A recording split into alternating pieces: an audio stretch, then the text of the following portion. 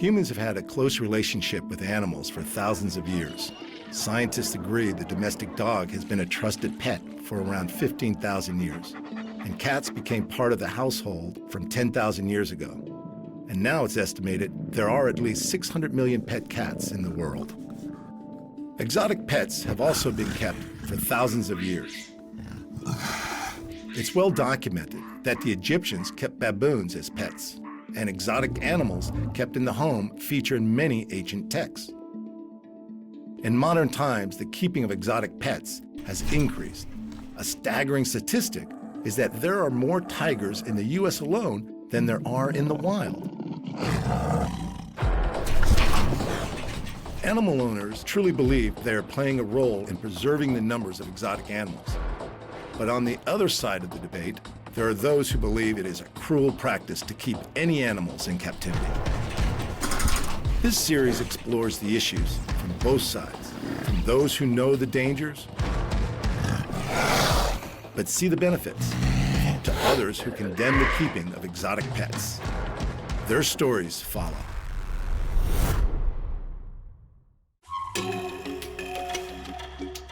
My father was very much of a naturalist. I traveled extensively with him. My preference of abode is to be in the middle of nowhere. I like the outdoors. I like animals. I like to live amongst them. Martine Collette grew up surrounded by wild and exotic animals. As a child, she spent time on safaris in catching camps that trapped animals for zoos around the world. As an adult, she decided that helping animals would be her life's calling. In the 1960s, Martine was a successful Hollywood costume designer.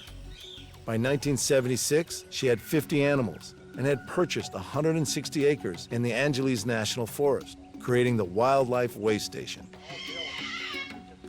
I was probably the first sanctuary of this type created in the United States. However, my start was in Hollywood. It was fashionable to have exotic animals as pets. And my husband was in the motion picture industry. And so I got to meet a lot of the people who had exotic animals. And pretty soon, generally sooner more than later, they had issues with having those animals. And they would call the zoo and they would say to the zoo, I would like to donate my ocelot, my monkey, my leopard, my whatever. And the zoo will say, well, no, thank you very much.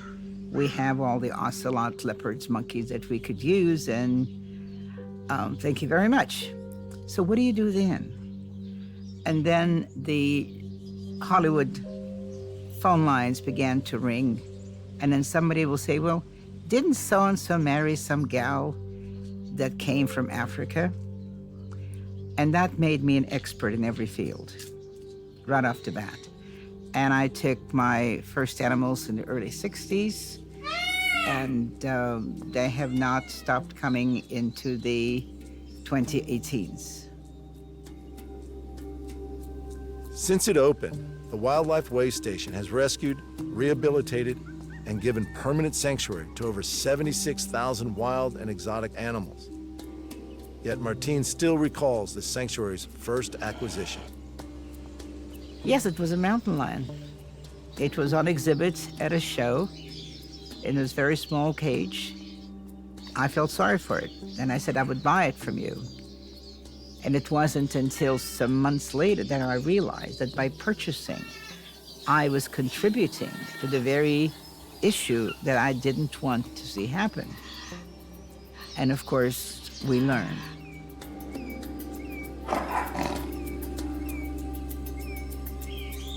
Four decades later, Martine has won many awards and accolades, and Wildlife Way Station is home to more than 400 wild and exotic animals.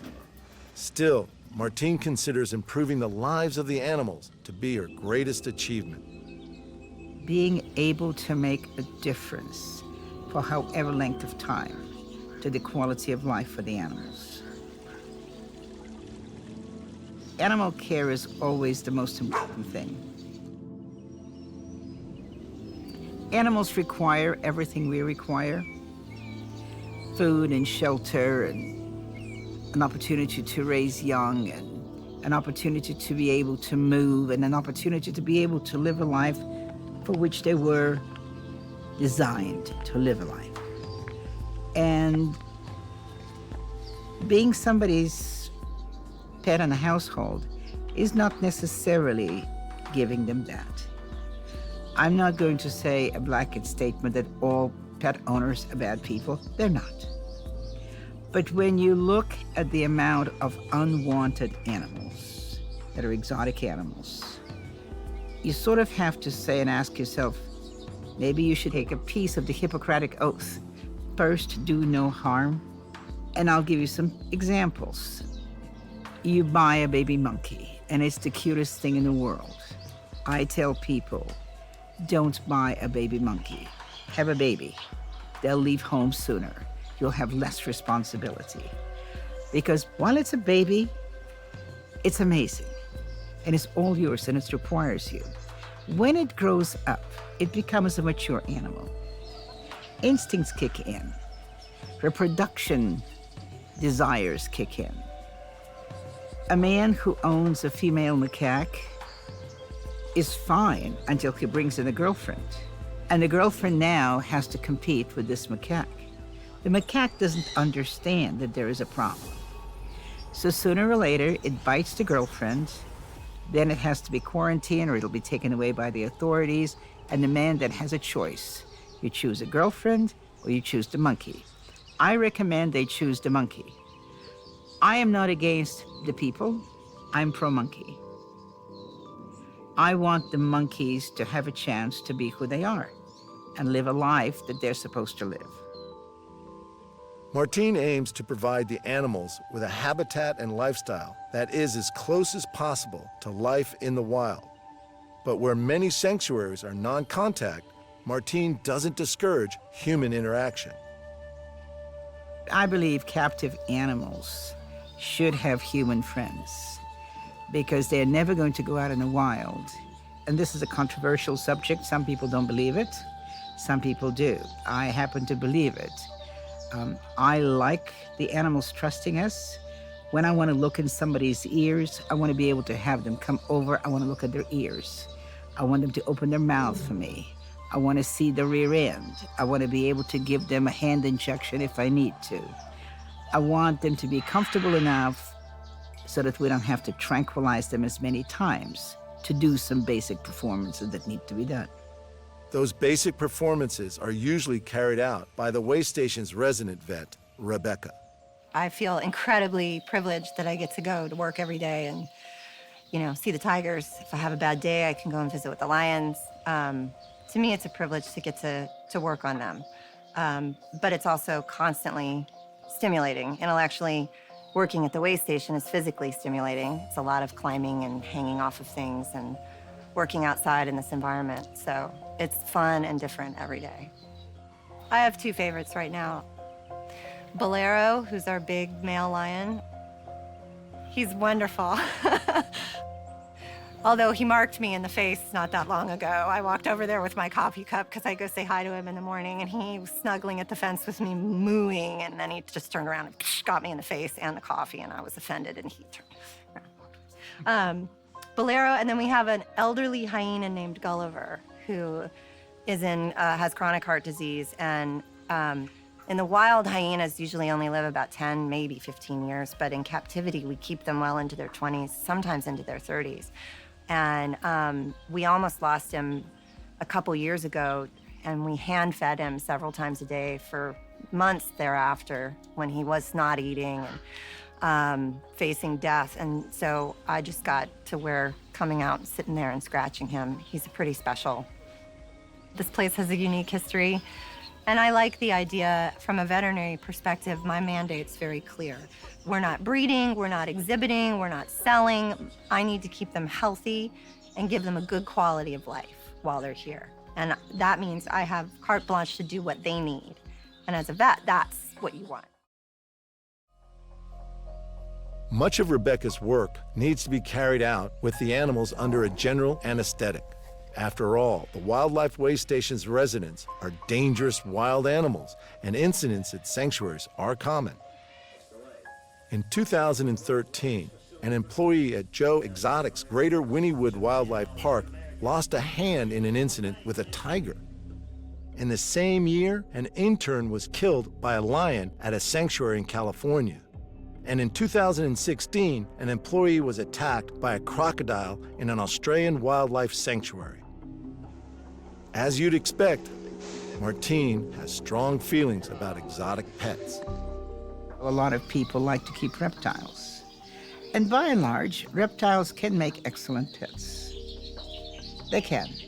There are things like ferrets, and they're very playful, and they enjoy, and they have a wonderful time. So yes, there are smaller animals that make great pets, but it can't scare the neighbors. It shouldn't be able to eat the people. It shouldn't require such care that you are being cruel to this animal. The animal has to get something from it for their own life. It's got to be good for both parties. And yes, I know there are wonderful pet owners in the world. There are. But when you look at a whole, when you look at the entire animal welfare, again, I go back to my Hippocratic oath. First, do no harm. And if you cannot guarantee that every animal is going to be well and happy, then you probably shouldn't do it. Although Martine is against keeping wild animals in captivity, she's realistic about the possible benefits of captive animals. This is a very difficult argument, and there's lots of pros and cons, and it depends who you talk to. I find that most people, unless they have seen something, smelled something, touched something, felt something, basically it's not in their world, and it doesn't mean a lot to them. I think children need to see the wonder and the magnificence of animals. They need to be able to connect to animals some way. And I know a lot of people will say, yes, but there is films and there is pictures and there is books. It's not the same. There are pictures of apples and there are pictures of trees, but it's not the same as an apple and a tree.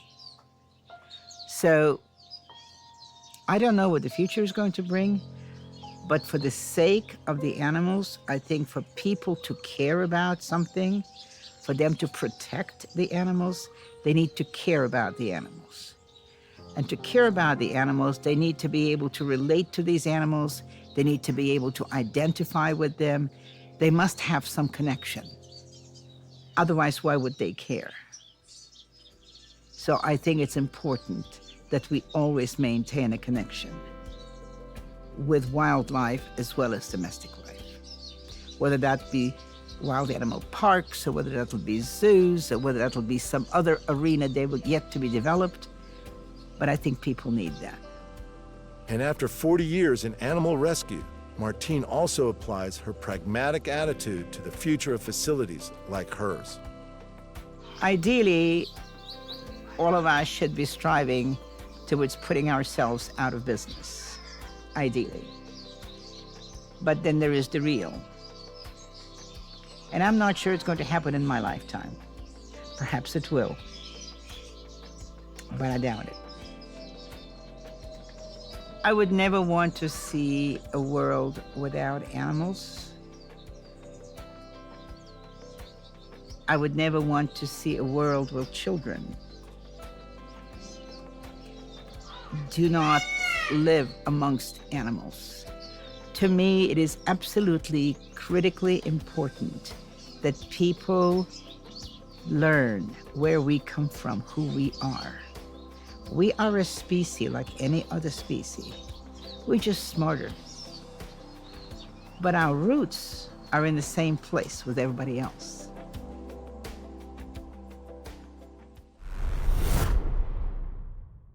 The moment I met Allie, the moment I met Allie and the moment we started rolling around and hugging and playing and this and that, I knew that I don't want to be an orthopedic surgeon. I want to be whatever this is. I want to do this.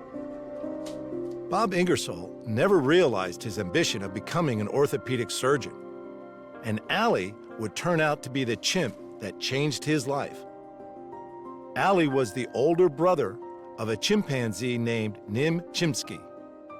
In 1973, 2-week-old Nim was given to a family to be raised as a human.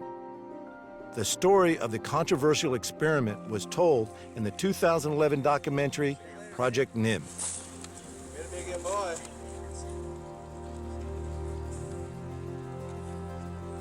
It was the most joyous experience of my entire life to be with chimps. And I knew that unconditional kind of a, one-on-one, the relationship, that the space between the chimp and you is a beautiful spot if you do it, if you understand it, if you recognize it.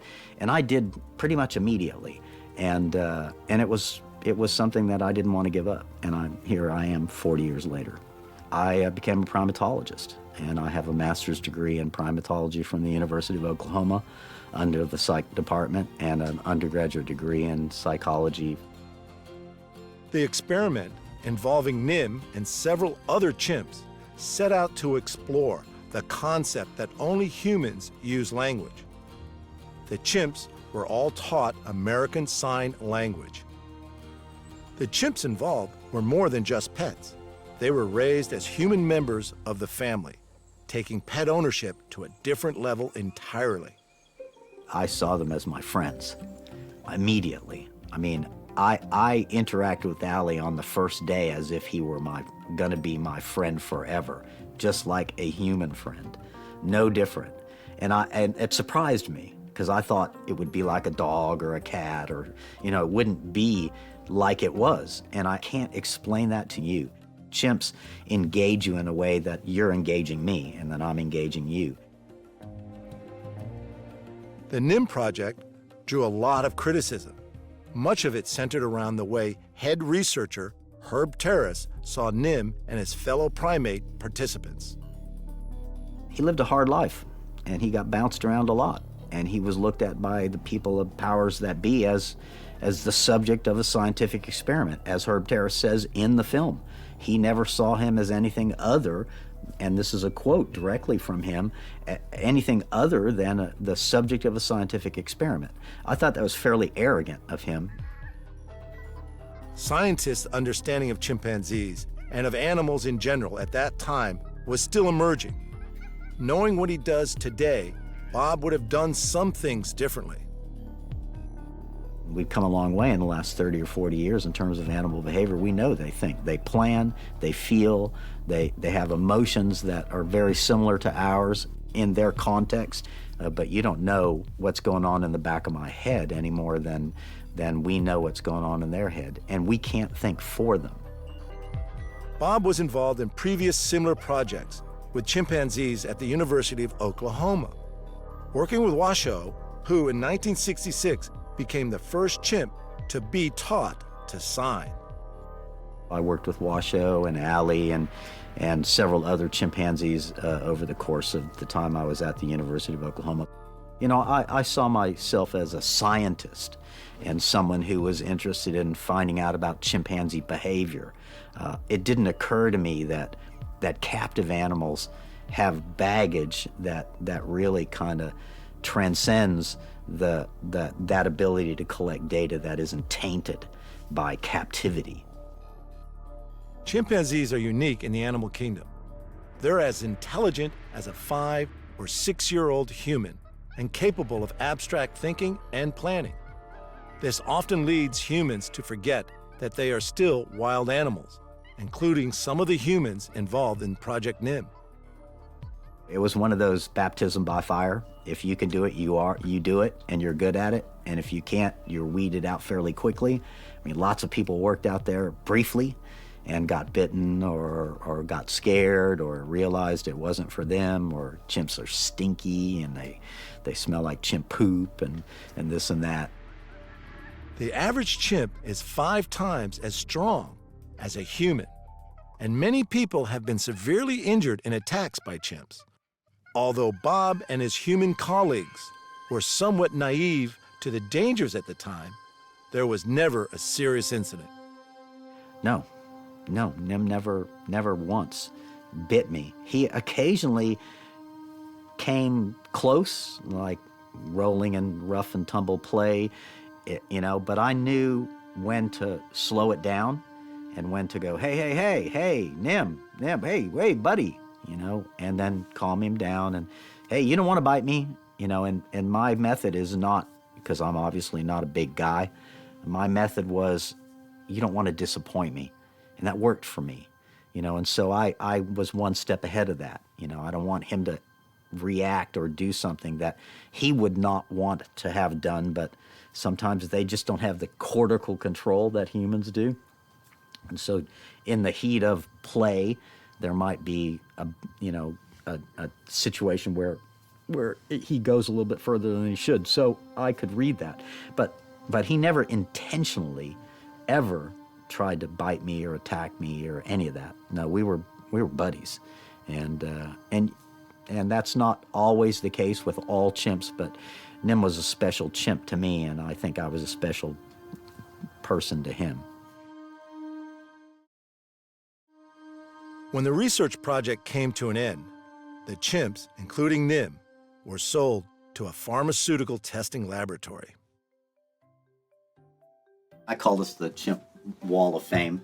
So these are all chimp friends of mine. This is a painting or a drawing by a chimp named Moja, one of the smartest chimps I ever met in my life. These are Washoe paintings. I think this was in several museum shows, but this is signed by Richard Leakey, who did this painting with Washoe. So I've had an interesting and somewhat rewarding career with chimps. I don't know about the word rewarding, but more than at times trying and emotionally draining and very difficult emotionally.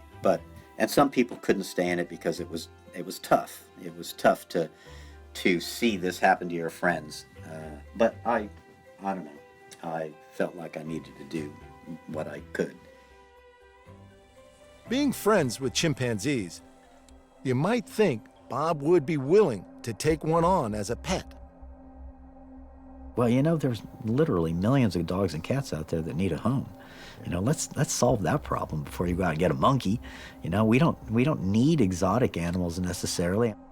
I just think that you can get almost as much from a dog or a cat as you could from any exotic animal, and you don't put baggage on the dog or the cat. So I'm glad things are changing. I feel very, very strongly that the emotional side of this is part of what leads into a situation like that, and like Charla Nash, for example, who was attacked by Travis the chimp. I think that those folks are caught in a weird spot, because they got their animals not in a malicious way or not with any bad intention. They just didn't know and were misled by a breeder or someone who gave them the animal, and then they found out that, oh no, that monkey loves me but not my grandkid, and that puts people in danger. I mean, capuchin monkeys, as little as they are, they can put a big hole in you. And I've actually been bitten by a capuchin monkey, and I can tell you this, it was a three-legged monkey, weighed about 2.5 pounds, and it was one of the worst bites I've ever had. I actually had to consult my doctor. When the Nim study ended and the subject sold to medical testing, Bob's life path was again decided by a chimpanzee. He began to get involved with animal activism in an attempt to save his chimp friends from what he saw as a tragic fate. Legislation passed in 2015 making it illegal to use chimps in invasive testing, and private owners too began looking for alternative homes for their chimpanzees. Nobody wants a 3 or 4-year-old chimp, maybe, but a 6-year-old chimp you definitely don't want. I mean, because big chimps can be dangerous.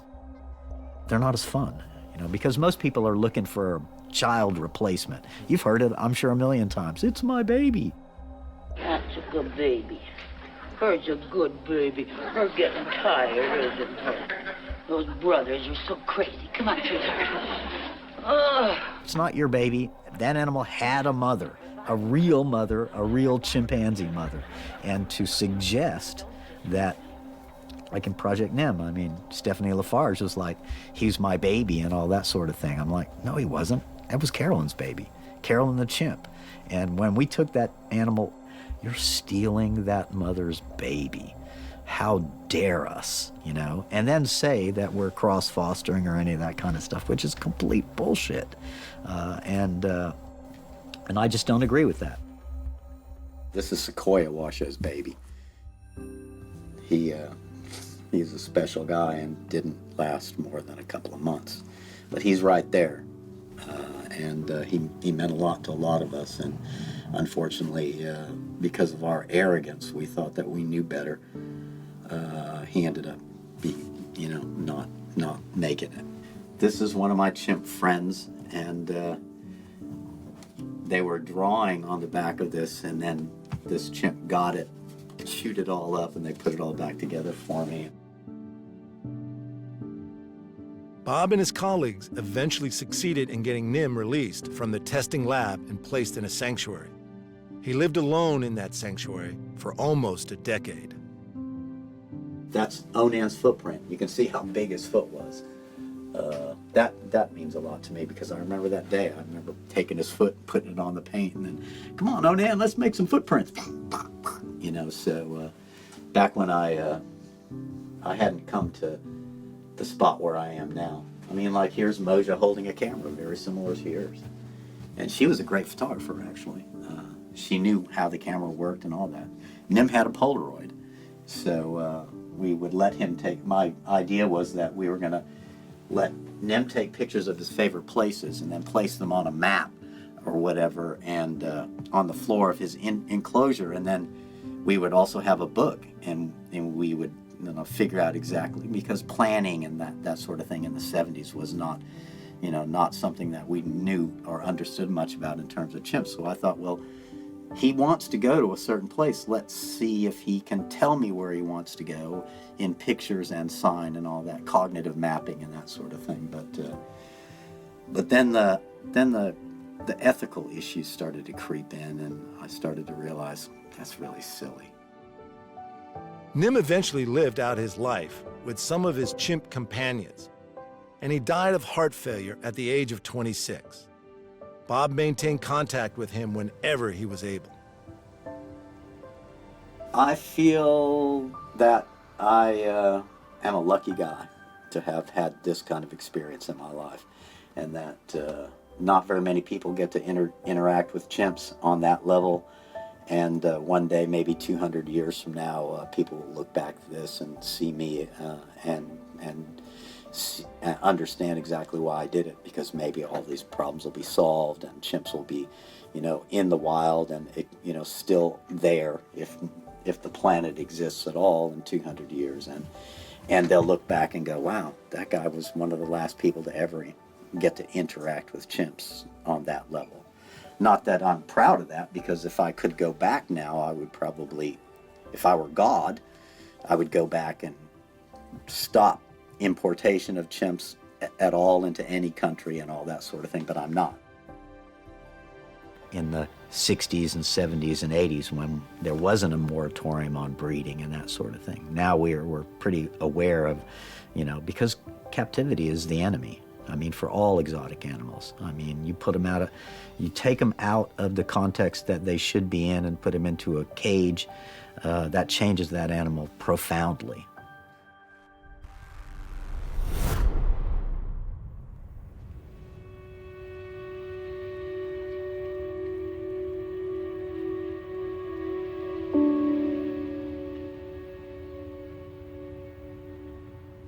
She was crushed. It's like she just lost her husband all over again. I think that's how she felt. I never thought it was going to happen. I always thought she was always going to be here. I never had a problem with her. It's like an empty space in your heart, In 2015, Not long after her husband Jim passed away, Laura Matson lost another family member, taken from her suburban Los Angeles home in a dramatic raid by authorities. Jackson, an 8-foot alligator, had lived with the Matsons in their yard of their North Hollywood home for 38 years. Jackson and Laura's story is an incredible account of a very unconventional friendship. She was a gentle animal. I mean, she never attempted anything, but when you're raised with an animal, they, I think they know not to be aggressive or whatever, because she never was aggressive at all. So when she wanted something, she let me know. She just opened up the sliding glass door and walk on in. Listening to Laura, it's easy to forget that she's talking about an alligator, a 300-pound apex predator that could easily kill her. I would take her in my bedroom at night if I could, you know, but that would, someone told me to get a man. Laura comes from a large family, and while she was struggling with losing her companion, Brother Ron offered unwavering support. He too had formed a strong bond with Jackson, the alligator. Oh, I loved her. Good animal. I was aware, so you got to stay aware. I mean, it's an alligator. And we were just used to it. You know, coming out, getting into the pen, doing what we had to do as far as cleaning the pen and feeding the alligator was an everyday thing for us. But while Jackson wasn't Laura's first unusual pet, Ron has never kept any exotic animals.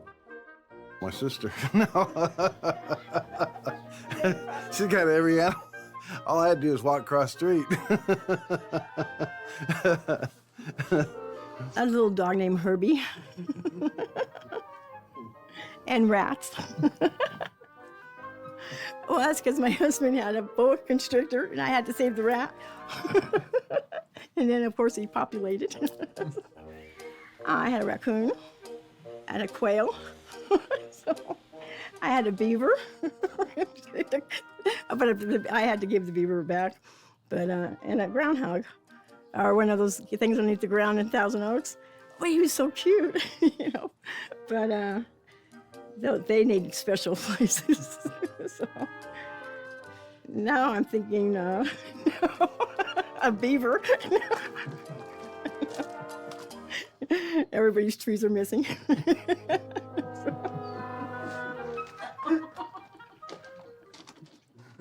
And they'll be pointing at my house.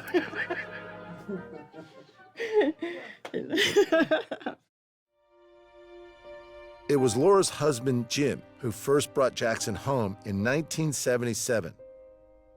Over the next 4 decades, the potentially deadly reptile became part of the Matson family. He loved Jackson. He looked for Jackson, just like he looked for his 50 Merc. You know? So it took him a long time to find him. He first found a caiman, which is like an alligator, but he was mean. So he ended up getting Jackson. This is where Jackson lived for 38 years.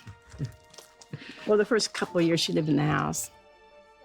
Well, she was in the bathroom, in the bathtub, and she loved the water. She would get out, and finally when she was starting getting out more and more and more and going out the bathroom door, that's when we decided to give her own little thing out here.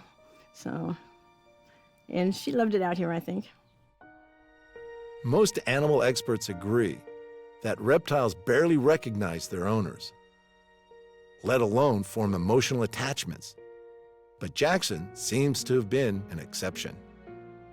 I think she really missed my husband after he passed, because I would see her, she almost went into depression. I thought, Ronnie, something's wrong with her. You know, she's not coming out, something's wrong. And so he'd go in there, no, she's okay. She growled, but she was in there for a long period of time. She didn't come out. I don't know if they sensed something, but she changed a little bit because he wasn't there every day. After Jim passed away, Laura continued to care for Jackson.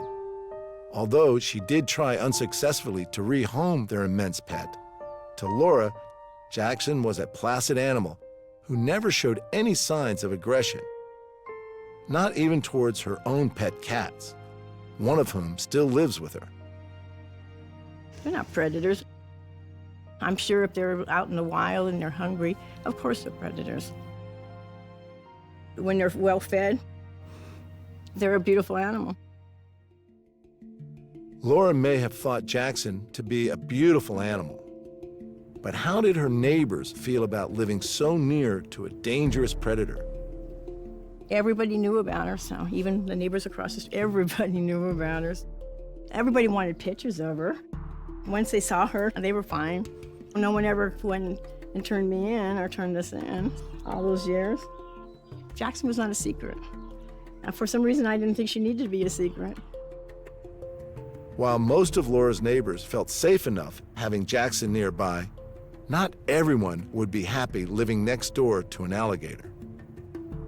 Best known for her role as Mary Ann on the classic TV sitcom Gilligan's Island, Dawn Wells is one North Hollywood resident who wouldn't want a prehistoric predator in her neighborhood.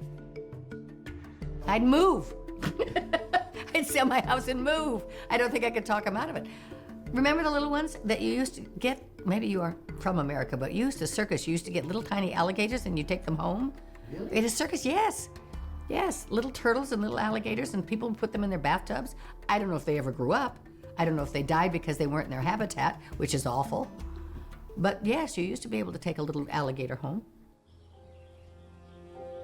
Jackson the alligator had lived peacefully in the Matson suburban backyard for more than 30 years without incident and without being reported, until a man passing the home saw Jackson and reported her presence to the authorities. Ron, recognizing the danger to his sister and her pet, confronted him. I didn't handle that part too well. You know, he did what he had to do because he thought he was saving the community. I don't know how he really ended up back here in the backyard, but he did. She got a broken heart. He must have got some type of satisfaction from it. But, No, someone I didn't even ever knew. He didn't even live in the neighborhood. He went up my driveway and he saw Jackson, and he was right on the phone immediately. I can't believe anybody could keep an alligator. You couldn't train an alligator to be a pet. If he wants to eat you, he's going to eat you. 2 days later, authorities visited Laura's house, trying to confirm Jackson's presence and to make arrangements for her removal. But their first visit to Laura's home saw them leave empty-handed. the second day, I started seeing them trying to come over this wall over here. Then they tried to come over this wall, but I stopped both of them. They had to have a warrant. You can't just come on somebody's property without a warrant. How I noticed it wasn't good for us is because they had a car here, and on the corner, so like I told my sister, it's over. Okay, so I already knew this was the day, which ended up not being the day. They couldn't find Jackson when they came in here. So 3 months later, I said, I think we should do something quickly because they're gonna come back. The report about Jackson claimed that Laura had been feeding her feral cats, and even some neighborhood cats had gone missing. When authorities canvassed the suburb, only 11 reports of missing pets were recorded over the previous 40 years. Never aggressive, never. She was well fed too, so there was no need for her to look for food. And plus she was picky. She only liked chicken hot dogs. I tried to give her fish, I tried to give her other stuff, no way. She just threw it out of her mouth.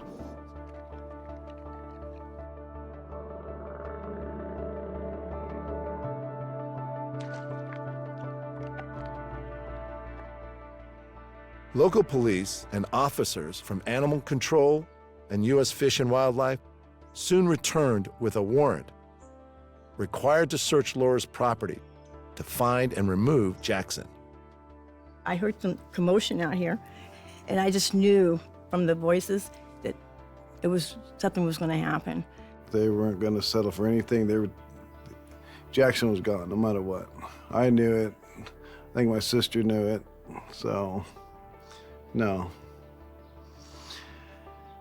I'm not saying we broke the law, but we did get attached. So, they did their job, we did ours. Let's put it that way. It was horrible, especially when they got a warrant and they went through everything in my house. I'm thinking, there's no alligators in my kitchen drawer. I mean, they went through every drawer.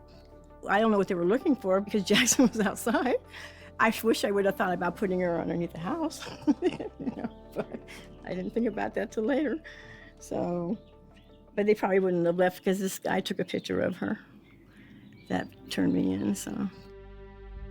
Laura was right. This time, the authorities were not leaving without Jackson. Once I seen the warrant, I knew we had a problem. I knew my sister was in here sleeping. I knew I had to get her out because they weren't leaving. My job's to protect her. And just one thing led to another, and next thing we know, we got them all over the property. The police officers, animal control, the zoo ended up coming. So. I had no rights whatsoever. They wouldn't tell me anything about her. They wouldn't let me see her, nothing. They came back. And they finally found Jackson, and, well, we helped them put it in the truck, and off to the zoo it went. And then we set up a habitat for her. So she's doing real well now. Real well. Yeah. Jackson was rehomed at an alligator park in Colorado, and a GoFundMe campaign was launched to create a new habitat. We were the biggest donors. Okay. But she's happy, and we will get it back out there to see her. Despite taking good care of Jackson since the 70s, by not having the relevant permit, Laura was breaking California law. But as any animal lover knows, losing a pet is hard, let alone a pet that has been your constant companion for nearly 40 years. Now that they ran their law down how it really works, okay, I understand now. But at that point, you don't think about stuff like that. Even if they would have told me afterwards, I wouldn't have cared about that law. I just kept doing what I was doing. Because you get attached, and once you get attached, it's it. I think she probably misses me. I'm sure she misses the chicken legs and the hot dogs. When I go to bed at night, I think of her because that's when she would make the thumping noises. And I miss that, so. But I'm glad where she's at. She's in a beautiful place, so.